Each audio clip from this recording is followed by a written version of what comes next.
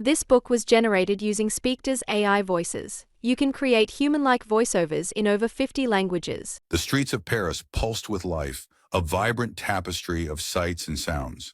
Amidst this bustling metropolis, an unnamed narrator found himself on a collision course with destiny, about to cross paths with the enigmatic Auguste Dupin. The air was thick with the scent of fresh bread and coffee as the narrator wandered into an obscure library, seeking refuge from the chaos outside. Dust motes danced in shafts of sunlight that pierced the gloom, illuminating towering shelves crammed with leather-bound tomes. It was here, in this sanctuary of knowledge, that he first laid eyes on Dupin. The man stood motionless, absorbed in a rare volume, his fingers tracing the yellowed pages with reverence. Intrigued, the narrator approached, his footsteps muffled by the worn carpet. "Fascinating read?" he ventured, his voice barely above a whisper. Dupin looked up, his piercing gaze seeming to strip away all pretense. "Indeed," he replied, his voice rich and cultured. "A treatise on the art of deduction. Care to discuss?" What followed was a conversation that set the narrator's mind ablaze. Dupin's words flowed like quicksilver, each sentence a revelation.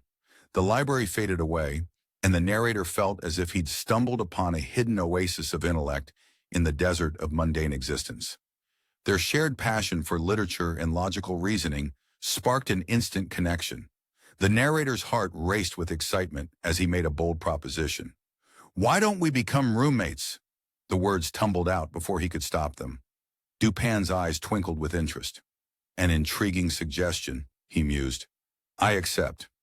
Soon they found themselves moving into a dilapidated mansion in the Faubourg Saint-Germain. The old house groaned under their feet, its faded grandeur a fitting backdrop for their intellectual pursuits. Cracked windows let in drafts that made candles flicker, casting dancing shadows on peeling wallpaper. Days melted into nights, filled with quiet contemplation and spirited debates. The narrator's mind expanded with each passing hour, challenged and invigorated by Dupin's razor-sharp intellect. Yet beneath the excitement of their discussions, an undercurrent of anticipation grew. As darkness fell, they ventured out into the labyrinthine streets of Paris. The city transformed under the cloak of night, revealing secrets hidden by daylight. Gaslights cast eerie halos in the fog, and the air hummed with whispered conspiracies. During these nocturnal wanderings, the narrator witnessed Dupin's remarkable abilities firsthand. "Observe that man," Dupin would murmur, nodding towards a passing stranger. "The ink stains on his cuffs, the slight limp in his gait.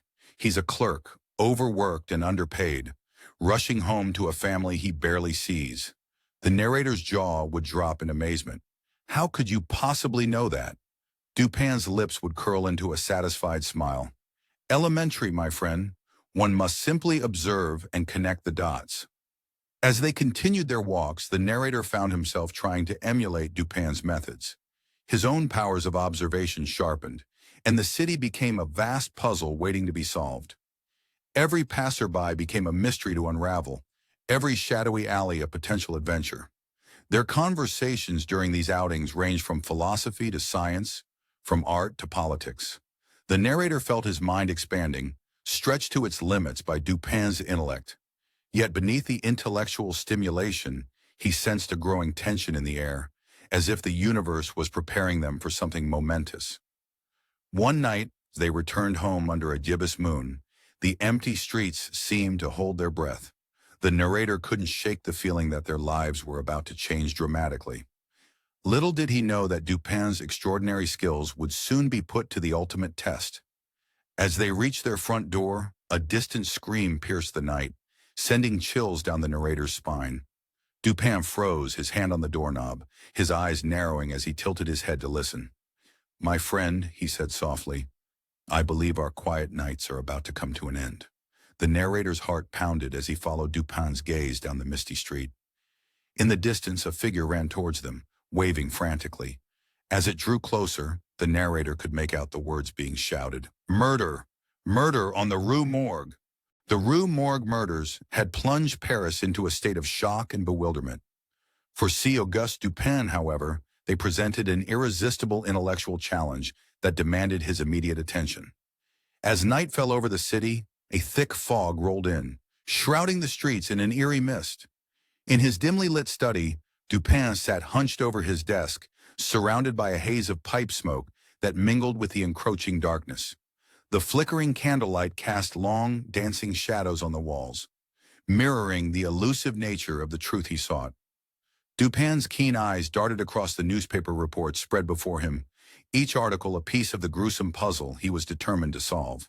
The rustle of paper punctuated the heavy silence, broken only by the steady ticking of the old grandfather clock in the corner.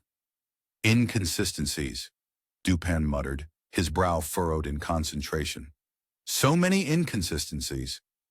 He tapped his long, slender fingers on the desk, the rhythm matching his racing thoughts. The official investigation, he realized, was like a ship lost in a stormy sea, tossed about by waves of confusion and misdirection. With a sudden burst of energy that sent papers fluttering to the floor, Dupin rose from his chair. "We must see for ourselves," he declared, his voice cutting through the silence like a knife. The next morning, the streets of Paris bustled with life, a jarring contrast to the grim nature of Dupin's mission. As he walked to meet the prefect of police, the cobblestones echoed his determined footsteps, each one bringing him closer to unraveling the mystery. The police headquarters loomed over the street, a grand building that seemed to watch the passers-by with suspicious eyes. Inside, Dupin found the prefect in his office, the air thick with the smell of stale tobacco and the weight of unsolved cases. "Monsieur Dupin," the prefect greeted him, his voice a mixture of respect and reluctance. His belly strained against the buttons of his waistcoat, a physical manifestation of his inflated pride. Dupin's lips curled into a slight smile. "I believe, my dear prefect, that I may be of some assistance in the Rue Morgue affair." The prefect's face reddened, his pride visibly wounded. But Dupin's reputation preceded him, and after a moment of internal struggle, the prefect nodded his assent. "Very well," he grumbled, his jowls quivering. "But I warn you, Dupin, this is no ordinary case." "On that, my friend, we are in complete agreement," Dupin replied, his eyes glinting with the thrill of the challenge ahead. With permission secured, Dupin returned to his lodgings, his mind already racing with possibilities. He found his friend, the narrator, engrossed in a book by the fireplace, the crackling flames casting a warm glow on his face. "My dear friend," Dupin announced, his voice filled with barely contained excitement, "we have a mystery to solve." The narrator looked up, his face a mixture of curiosity and apprehension. "The Rue Morgue murders?" he asked, already knowing the answer. Dupin nodded, his eyes gleaming like polished silver in the firelight. "Indeed, and I would be honored if you would accompany me on this most intriguing of investigations." The narrator hesitated for a moment, the gruesome details of the case flashing through his mind like scenes from a nightmare. But the allure of adventure and the chance to witness Dupin's legendary deductive skills firsthand proved too strong to resist. "Of course," he replied, closing his book with a decisive snap. "When do we begin?" Dupin's face broke into a rare, genuine smile. "Immediately, my friend. The game is afoot, and we mustn't waste a moment." As they gathered their coats and hats, the air crackled with anticipation. Outside, the streets of Paris hummed with the usual bustle of city life, oblivious to the dark mystery that lurked in the shadows of the Rue Morgue. Dupin paused at the threshold, his hand on the doorknob. "Remember," he said, his voice low and intense, "we seek not just the truth, but understanding. The smallest detail may be the key that unlocks this entire puzzle." The narrator nodded, his heart pounding with a mixture of excitement and fear. Together they stepped out into the gathering dusk, ready to confront the horrors that awaited them. As they walked, the city seemed to hold its breath, as if sensing that the hunt for a killer had begun. The streets grew quieter, the shadows longer, and an unsettling chill crept into the air. Turning onto the Rue Morgue, they found themselves in a narrow, dimly lit street.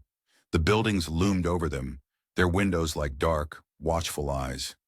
In the distance, they could see their destination, a building that seemed to radiate an aura of dread. Dupin stopped abruptly, his hand gripping the narrator's arm. "Listen," he whispered. In the eerie silence, a faint, inhuman sound echoed from the direction of the apartment. It was a sound that sent shivers down their spines and made their blood run cold. What horrors awaited them behind those walls? With a shared look of determination tinged with fear, Dupin and the narrator pressed forward, their footsteps echoing in the silence as they approached the scene of the gruesome murders. Dupin and I arrived at the apartment on Rue Morgue.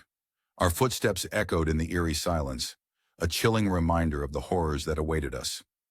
The air hung heavy with dread as we approached the building, its windows dark and lifeless. A crowd of onlookers had gathered, their hushed whispers creating a backdrop of morbid curiosity.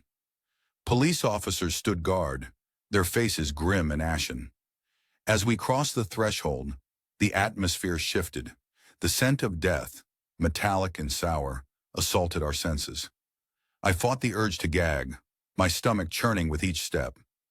Dupin, however, seemed unfazed, his eyes already darting about, taking in every detail with laser-like focus. "Let's start outside," he murmured, his voice barely above a whisper. We circled the building, Dupin's gaze fixed on the fourth-floor windows. The bricks were weathered, offering potential handholds. "Difficult access," he noted, "but not impossible." Inside, chaos reigned. Furniture lay scattered like discarded toys. Drawers hung open, their contents spilled across the floor. Personal belongings, a hairbrush, a letter, a single shoe, told silent stories of lives abruptly ended. The bodies, mercifully covered now, lay where they had fallen. Dupin approached them with a detached curiosity that made my skin crawl. His fingers hovered above the shrouds, tracing invisible patterns in the air. "Look here," he said softly, pointing to a barely visible smudge on the wall. To my untrained eye, it was nothing, but Dupin's magnifying glass revealed a world of information.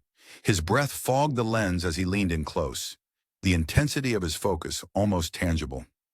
Hours passed in a blur of meticulous examination. Dupin measured and sketched, performed chemical tests on invisible substances, and tapped on walls with the precision of a master musician. The acrid smell of his tests mingled with the oppressive air, creating a nauseating cocktail. As daylight faded to dusk, casting long shadows across the room, Dupin finally straightened. A small, satisfied smile played at the corners of his mouth. "Are we finished?" I asked, my voice sounding unnaturally loud in the quiet room. Dupin nodded, his eyes gleaming with that familiar spark of insight. As we descended the stairs, the weight of what we'd witnessed pressed down on me. But for Dupin, I sensed this was just the beginning. Outside, the crowd had thinned, but a few determined souls still lingered. As we pushed through, a man in a tattered coat grabbed my arm. "Did you see it?" he hissed, his eyes wild. "Did you see what did this?" Before I could respond, Dupin pulled me away. "Not here," he whispered urgently. "We're being watched." My heart raced as we hurried down the darkening street. Dupin's words echoed in my mind, mixing with the gruesome images from the apartment. What had we stumbled into? And more importantly, what unseen dangers now lurked in the shadows of the Rue Morgue? Dupin knew their examination of the crime scene was just the beginning. There was still much work to be done to unravel the mystery that had gripped the Rue Morgue. The air in Dupin's study hung heavy with the scent of tobacco and old books, a fitting atmosphere for the grim task at hand. Shadows danced on the walls as Dupin settled into his worn leather armchair, a stack of newspapers teetering precariously beside him. His eyes, sharp and focused, darted across the printed pages, searching for any overlooked details or inconsistencies in the accounts of the gruesome murders. The rustle of paper filled the room, punctuated only by the occasional scratch of Dupin's pen as he made notes. His brow furrowed in concentration, the weight of the unsolved crime pressing down on him like a physical force. "We must hear from those who were there," Dupin muttered, his voice barely above a whisper. "The newspapers can only tell us so much." With a sense of urgency, Dupin set out to arrange interviews with key witnesses. His first stop was the modest home of Pauline Dubourg, a laundress who had worked for the victims. As Pauline spoke, her words painted a vivid picture of the daily lives of Madame L'Espanaye and her daughter. "They were creatures of habit, monsieur," Pauline said, her eyes misting with unshed tears. "Madame always insisted on her tea at precisely 4 o'clock, and Mademoiselle never failed to water her flowers each morning." Dupin listened intently, his keen mind piecing together the puzzle of their routines and habits. These small details, seemingly insignificant, were carefully filed away in his mind, like precious gems waiting to reveal their true value. Next, Dupin turned his attention to the neighbors who had heard the commotion on that fateful night. Each account added a new layer to the tapestry of events, some threads aligning perfectly, others tangling in contradiction. The voices they described ranged from guttural growls to high-pitched shrieks, a cacophony of terror that had shattered the night's silence. "It was like nothing I've ever heard before," one neighbor said, his face pale with the memory. "A sound that chilled me to my very bones." Dupin absorbed every word, every tremor in their voices, his mind working tirelessly to separate fact from fear-induced fantasy. The air seemed to thicken with each retelling, the horror of that night seeping into the present. The gendarmes who first responded to the scene provided another crucial perspective. Their recollections of the initial state of the crime scene were like snapshots frozen in time, each detail a potential key to unlocking the mystery. "The room was a maelstrom of chaos," one officer recalled, his voice tight with suppressed emotion. "It was as if a whirlwind of violence had swept through, leaving nothing but destruction in its wake." As the investigation progressed, Dupin secured permission to speak with Adolphe Lebon, the man currently held in custody as a suspect. The interview took place in a dimly lit room, the air heavy with suspicion and fear. Lebon's eyes darted nervously as he spoke, but Dupin's calm demeanor seemed to put him at ease. "I love them, monsieur," Lebon said, his voice cracking with emotion. "I could never have harmed them, never." Throughout these interviews, Dupin's approach remained methodical and patient. He allowed each witness to tell their story in full, gently guiding the conversations with the skill of a master conductor leading an orchestra. His questions, seemingly casual, were carefully crafted to extract the most relevant information. As I observed my friend at work, I couldn't help but marvel at his exceptional abilities. Dupin's mind was like a finely tuned instrument, capable of detecting the slightest discord in a witness's statement, the faintest hint of a hidden truth. With each interview, each piece of information gathered, the puzzle of the Rue Morgue murders began to take shape. Yet as the day drew to a close and shadows lengthened across the room, I sensed that Dupin was far from satisfied. His eyes gleamed with a mixture of excitement and frustration, a testament to the complexity of the case that had captured his brilliant mind. The streets of Paris had grown quiet as we made our way back to Dupin's apartment. The gas lamps cast an eerie glow, their light barely penetrating the fog that had settled over the city. As we approached the door, Dupin suddenly froze, his hand hovering over the doorknob. "Do you hear that?" he whispered, his voice taut with tension. I strained my ears but could hear nothing beyond the distant rumble of carriages and the soft patter of rain. Dupin's eyes narrowed, his entire body coiled like a spring ready to unwind. With a swift motion, he pushed open the door, revealing the darkness beyond. The door clicked shut behind us, sealing us into our dimly lit sanctuary. Dupin's eyes gleamed with an almost feverish intensity as he made his way to his favorite armchair. The door clicked shut behind us, sealing us into our dimly lit sanctuary. Dupin's eyes gleamed with an almost feverish intensity as he made his way to his favorite armchair. The air in the room seemed to thicken, heavy with the weight of unsolved mysteries and unspoken theories. As Dupin settled into his chair, the room fell into a hushed silence. The soft tick of the clock on the mantelpiece became the only measure of time passing. I watched, mesmerized, as Dupin's brilliant mind began its work. His long, slender fingers danced across sheets of paper, creating intricate timelines and diagrams. It was as if he were weaving an invisible web, connecting threads of evidence that to anyone else would seem disparate and unrelated. The flickering candlelight cast dancing shadows on the wall, mirroring the ebb and flow of Dupin's thoughts. His brow furrowed in concentration, then smoothed as a piece of the puzzle fell into place. I could almost hear the gears turning in his head, each click bringing him closer to the truth. Hours ticked by, marked only by the occasional scratch of pen on paper or a muttered word escaping Dupin's lips. The room grew stuffy, the air thick with the scent of burning candles and tobacco smoke. Outside, the streets of Paris grew quiet as night deepened, But inside our apartment, Dupin's mind raced on. Dupin's exceptional powers of deduction came into play as he began to form a theory about the murders. He pored over the physical evidence, the grotesque state of the bodies, the chaotic disarray of the room, like a starving man devouring a feast. Each detail, no matter how small, was scrutinized and analyzed. "Consider, my friend," Dupin suddenly spoke, his voice low and intense, breaking the silence that had stretched for hours. "The unusual strength displayed in these murders. What kind of being possesses such power, yet can vanish without a trace?" His words hung in the air, heavy with implication. I felt a chill run down my spine as I began to grasp the unconventional direction his theory was taking. The pieces were falling into place, revealing a picture that was as terrifying as it was incredible. The witness testimonies, once a cacophony of conflicting accounts, began to harmonize under Dupin's careful consideration. He paid particular attention to the reported voices, his eyes narrowing as he mulled over their significance. The apparent strength required for the murders and the impossibility of escape through conventional means were pieces of a puzzle that Dupin was determined to solve. As night deepened, Dupin's theory began to take shape. It was like watching a sculptor chip away at a block of marble, gradually revealing the form hidden within. He eliminated possibilities one by one, each discarded theory bringing him closer to the truth.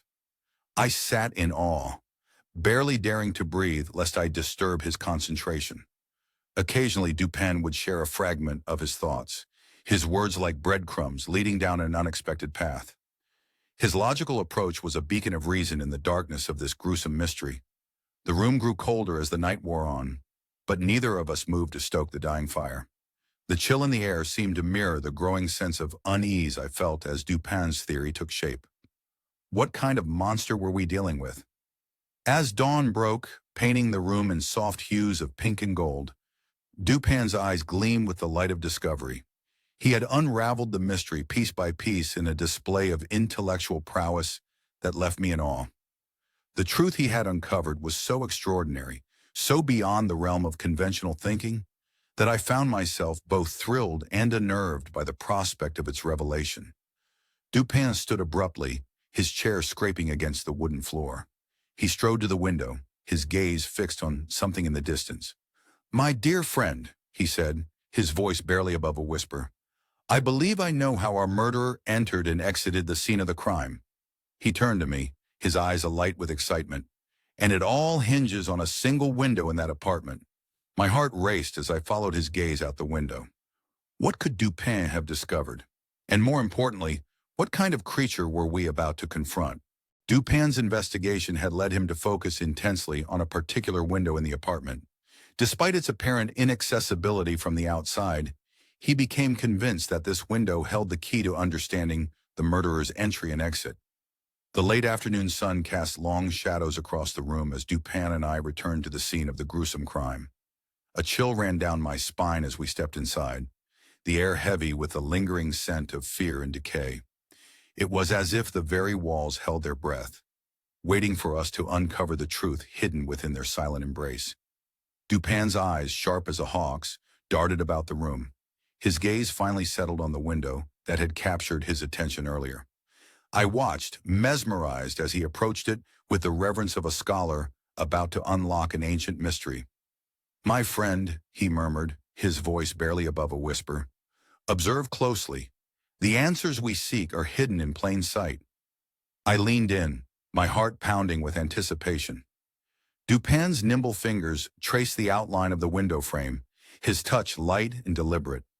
Suddenly he paused, a triumphant gleam in his eyes.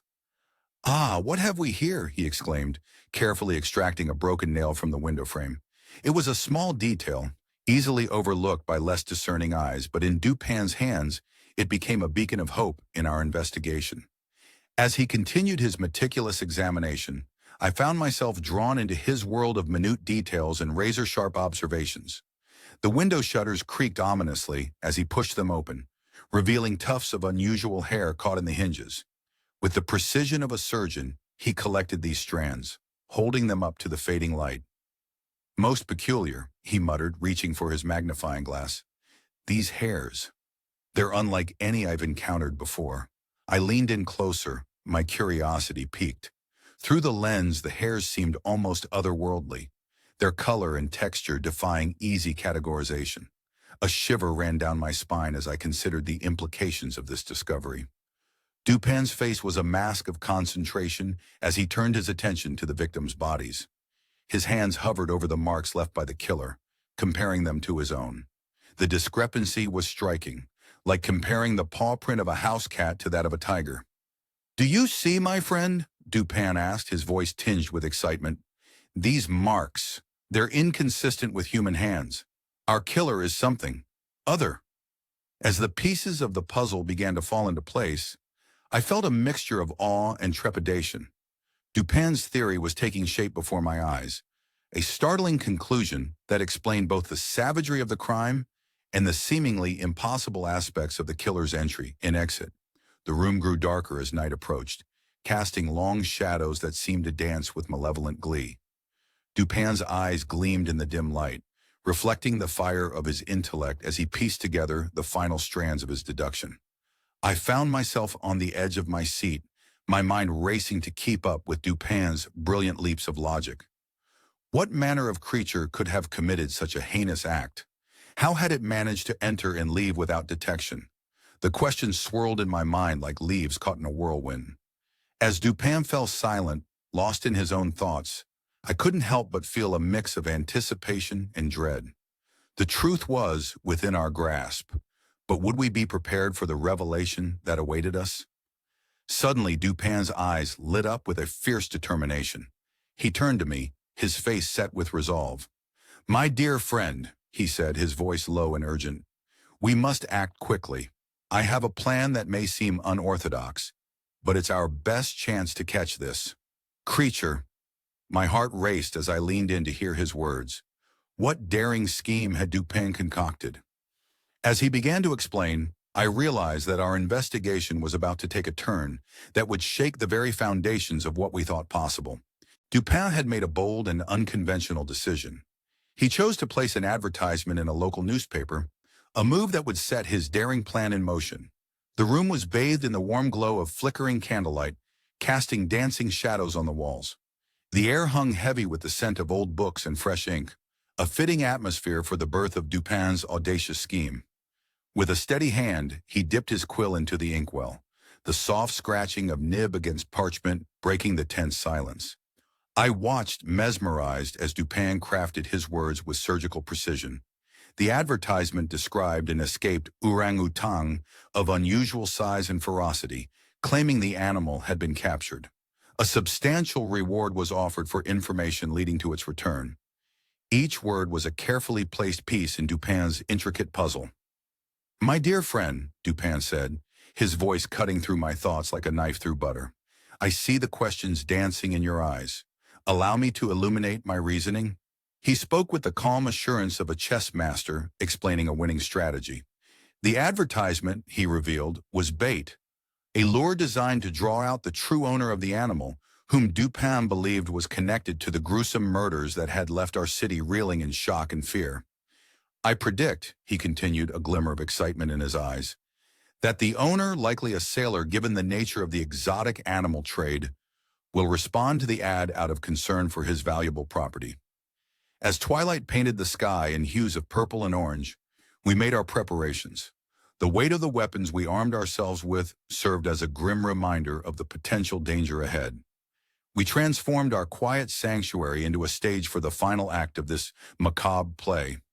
Every object carefully placed to receive our expected visitor. The hours crawled by with agonizing slowness.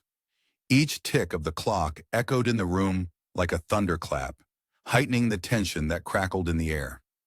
Dupin remained unnaturally calm, his composure a stark contrast to the storm of emotions raging within me.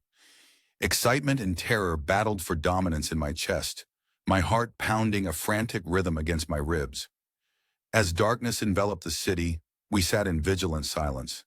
Every creak of the floorboards, every whisper of wind against the windows, sent a jolt of anticipation through my body. The shadows seemed to grow and shift, harboring potential threats in their murky depths. Dupin's voice, low and steady, cut through the oppressive silence. "Patience, my friend. Our quarry will come." Just as he finished speaking, a sound from outside caught our attention. Footsteps, heavy and hurried, approached our door. My breath caught in my throat as a rough knock echoed through the apartment. Dupin's eyes gleamed with triumph in the candlelight as he rose to answer. The moment of truth had arrived.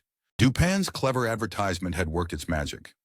Late in the evening, their patience was rewarded as a rough-looking sailor arrived at their residence, his agitation palpable as he sought information about the supposedly captured orangutan. The knock on the door cut through the silence like a knife, startling the narrator from his thoughts. The room, bathed in the warm glow of flickering candles, suddenly felt charged with anticipation. Dupin rose from his armchair, a knowing glint in his eye, and moved toward the door with the grace of a cat stalking its prey. As the door creaked open, the candlelight danced across the face of a man whose very appearance told a story of a life lived at sea. His skin was weathered, like leather left too long in the sun, and his hands bore the calluses of countless ropes and sails.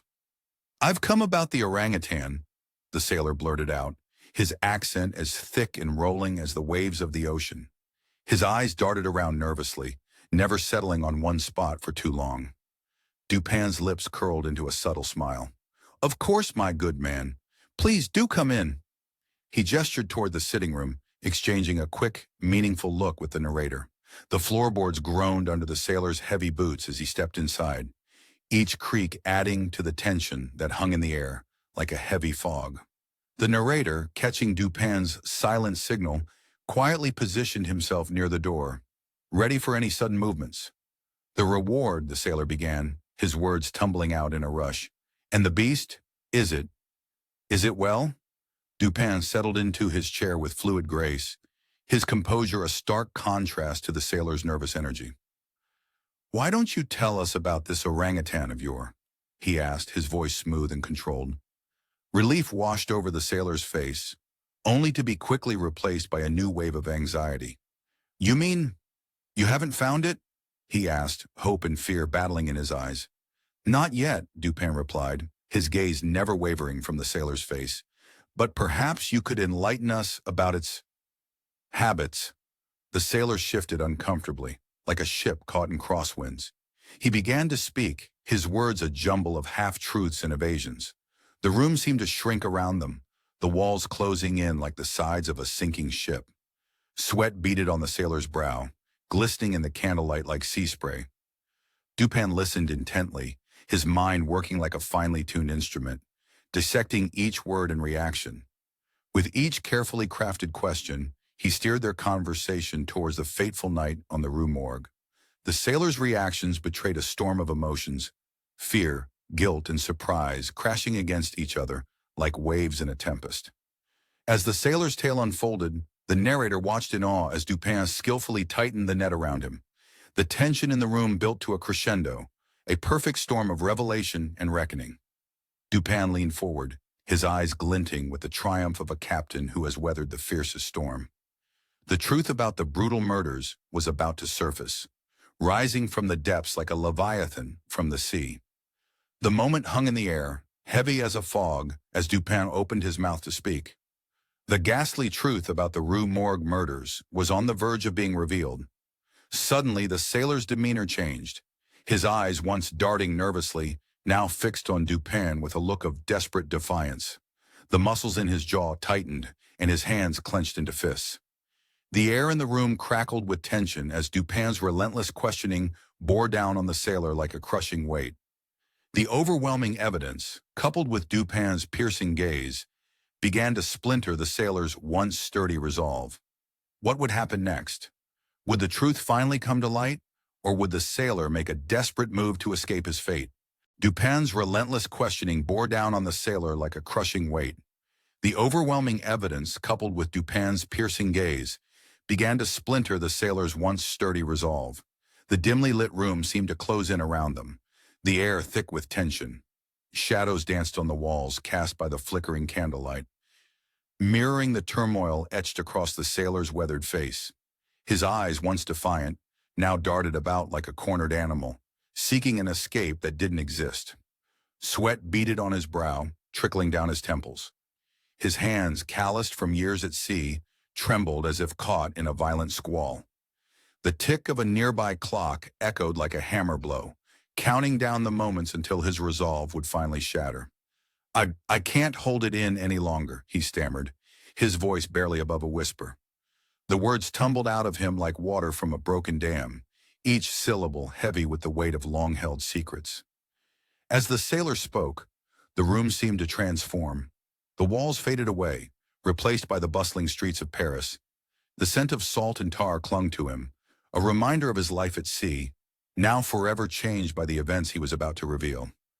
He told of an unusually large Bornean orangutan, its rust-colored fur and eerily human-like eyes vivid in his memory. The creature was to be his salvation, a profitable sail to lift him from the depths of poverty. But fate, cruel and capricious, had other plans.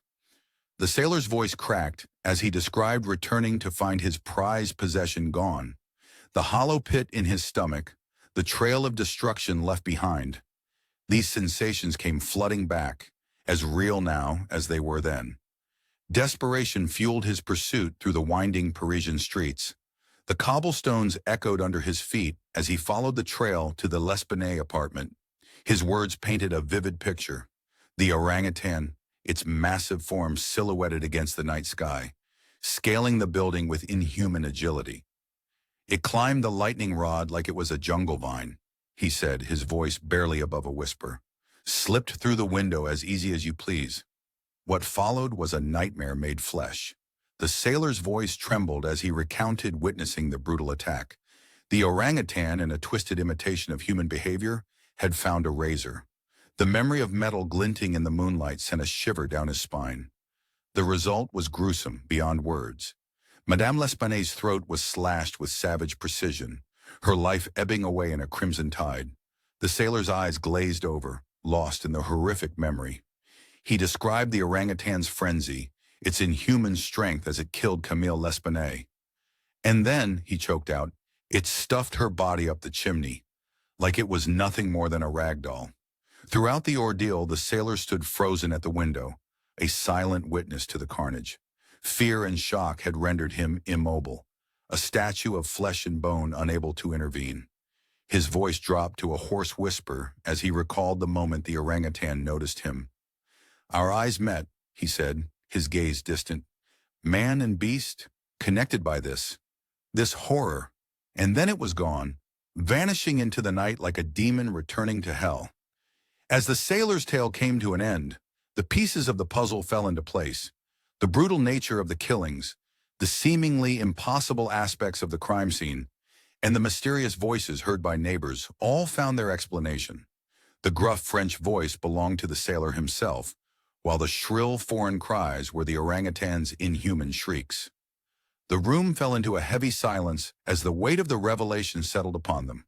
The sailor, his secret finally unburdened, slumped in his chair, a man adrift in a sea of consequences.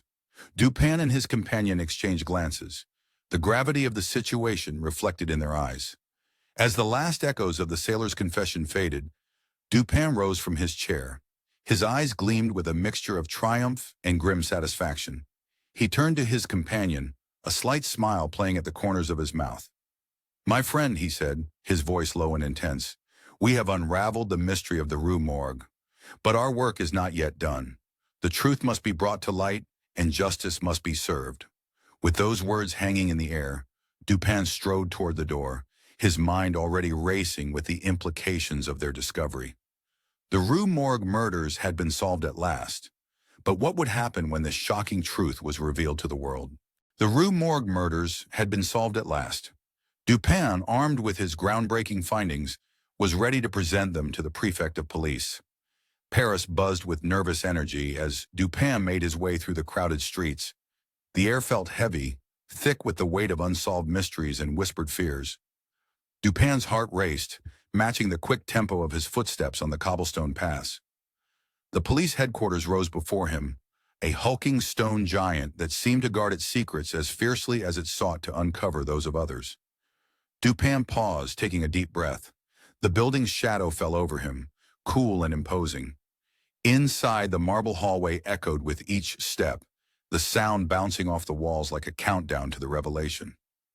Dupin's mind whirled with the details he was about to unveil, each piece of evidence a sharp, clear image in his mind's eye. The prefect's office door loomed ahead. Dupin knocked, the sound sharp and decisive. "Enter," came a gruff voice from within. The prefect, a portly man with a face etched in permanent lines of worry, looked up as Dupin entered. His eyes narrowed, a mixture of curiosity and doubt evident in his gaze. "Well, Monsieur Dupin," he said, his voice as rough as sandpaper, "I hope you haven't wasted our time with wild theories." Dupin felt a smile tug at the corners of his mouth. He met the prefect's gaze steadily, confidence radiating from every pore. "I assure you, Monsieur Prefect, what I'm about to share will change everything you thought you knew about this case." The room seemed to hold its breath as Dupin began his explanation.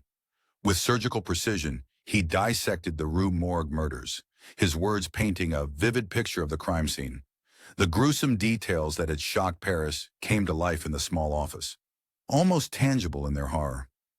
The prefect listened, his initial skepticism slowly melting away like ice in the sun. His eyes widened, his breathing quickened.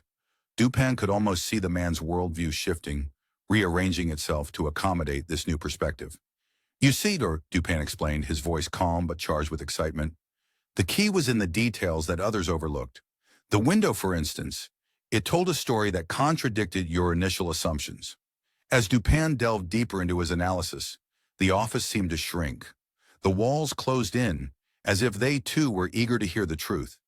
He wove together the witness testimonies like a master weaver, each account adding color and depth to the tapestry of truth he was creating. The prefect's eyes grew wider still as Dupin revealed the unconventional nature of the killer. "Impossible," he muttered, but the doubt in his voice was as clear as a bell. Dupin pressed on, his words so vivid that the crime seemed to unfold before their very eyes. The sailor's confession, when presented, was the final piece of the puzzle, slotting into place with a nearly audible click. As Dupin's explanation drew to a close, a heavy silence fell over the room. It was thick enough to cut with a knife, laden with the weight of revelation. The prefect sat back in his chair, his face a canvas of conflicting emotions. Awe, embarrassment, and reluctant admiration warred for dominance. "Monsieur Dupin," the prefect finally said, his voice barely above a whisper, "I must admit your methods are unorthodox, but their effectiveness is undeniable." Dupin nodded graciously, a small smile playing at the corners of his mouth. "Sometimes, Monsieur Prefect, the truth lies beyond conventional wisdom. We must be willing to look where others dare not." As the meeting concluded, the atmosphere in the room had shifted dramatically. The prefect, once dismissive of Dupin's involvement, now looked at him with newfound respect. It was clear that Dupin's brilliant analysis had not only solved the Rue Morgue murders, but had also opened the prefect's eyes to a new approach to crime solving. Dupin left the police headquarters, his mind already racing with the implications of his success. The streets of Paris seemed different somehow, as if the city itself recognized that a new era of crime solving had dawned. And at the center of it all stood Dupin, a man capable of unraveling even the most baffling of mysteries. As he walked home, a chill ran down Dupin's spine. The truth behind the Rue Morgue murders had been revealed, yes, but something told him this was just the beginning. What other dark secrets lurked in the shadows of Paris, waiting to be uncovered? And how would this revelation change the face of justice in the city forever? Little did Dupin know, the wheels of change were already in motion, set to alter the course of Paris's future in ways he could never have imagined. The truth behind the Rue Morgue murders had finally come to light. With this revelation, the wheels of justice began to turn swiftly, setting in motion a series of events that would change Paris forever. A palpable sense of relief washed over the city, as if a heavy fog had suddenly lifted. The streets, once hushed with fear, now hummed with excited chatter. Parisians emerged from their homes, blinking in the sunlight, their faces etched with a mixture of curiosity and relief. The air itself seemed lighter, carrying the scent of fresh bread and blooming flowers instead of dread and suspicion. At the police headquarters, a storm of activity erupted. Officers rushed through corridors, their boots echoing on the stone floors like a frantic heartbeat.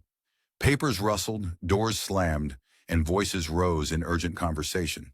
The building buzzed with the energy of long-awaited progress.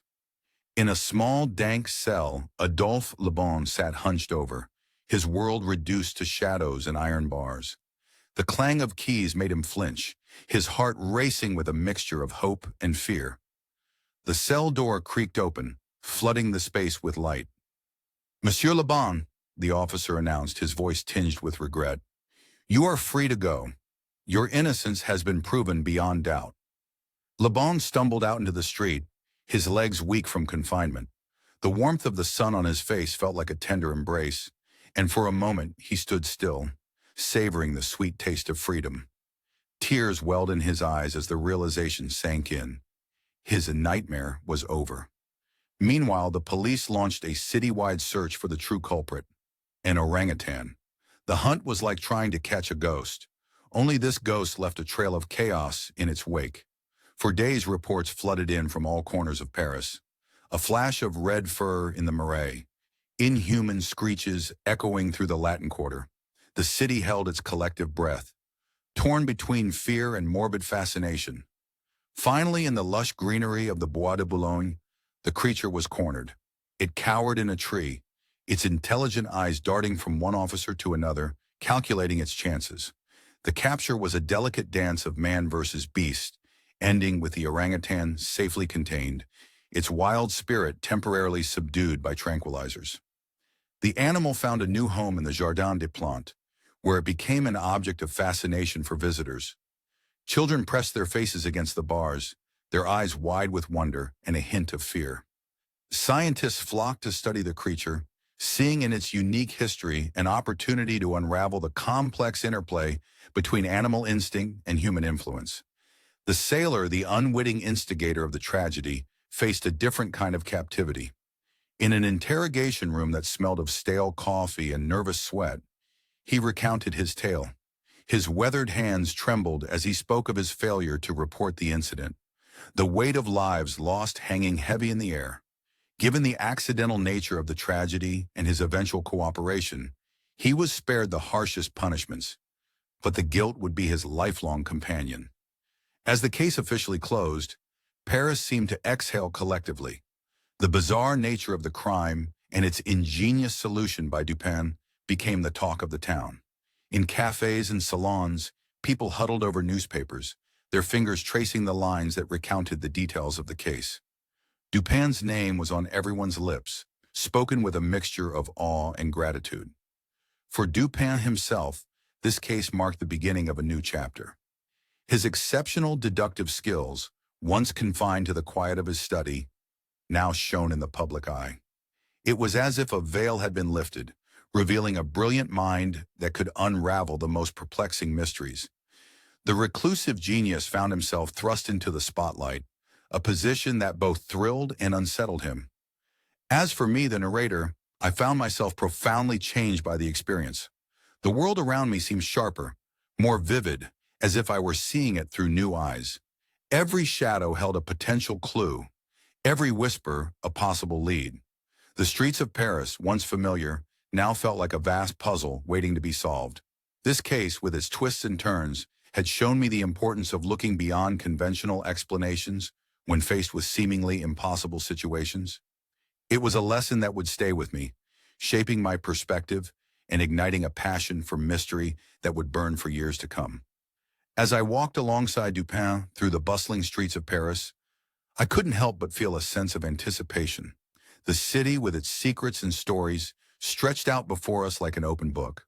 And we, with our newfound understanding of the power of analytical thinking, were ready to read its pages, solving one mystery at a time. The Rue Morgue case was closed, but for Dupin and me, it was just the beginning of a grand adventure. The game, as they say, was afoot, and Paris would never be the same again. This book was generated using Piqued's AI voices. You can create human-like voiceovers in over 50 languages.